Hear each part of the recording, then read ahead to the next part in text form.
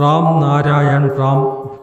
ഒരു ദിവസം ഒരു അച്ഛൻ തൻ്റെ 7 വയസ്സുള്ള മകനോട് താക്കൂറിന് ഭക്ഷണം കൊടുക്കാൻ പറഞ്ഞു.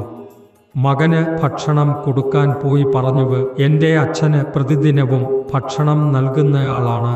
നീ എഴുന്നേൽക്കൂ, നീ ഭക്ഷണം കഴിക്കാത്ത പക്ഷം അച്ഛന് എന്നെ അടിക്കും. അവന് എങ്ങനെ എഴുന്നേൽക്കും? അവന് ഒരിക്കലും എഴുന്നേൽക്കാറില്ല. കുഞ്ഞ് ദേവനെ അടിക്കാൻ പോയി. അതേസമയം ദൈവം പ്രത്യക്ഷപ്പെട്ടു. അടിക്കരുത് എന്നു പറഞ്ഞു.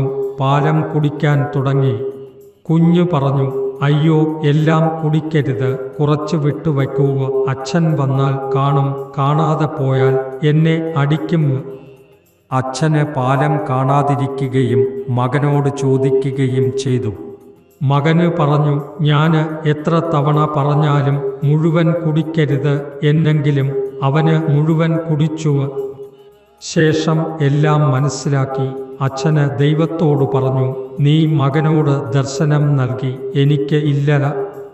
അതിനുശേഷം മകനാണ് ദൈവത്തിന് ഭക്ഷണം കൊടുക്കാൻ തുടങ്ങിയത്. ഇത് വളരെ സ്വാഭാവികമായി നടക്കുന്ന മഹാശക്തിയുടെ ഒരു കളിയാണ്. നാം അതിനെ നമ്മുടെ ഉള്ളിൽ കഠിനമായി കാണാൻ ശ്രമിക്കുന്നു, അതുകൊണ്ടാണ് അത് സംഭവിക്കാത്തത്.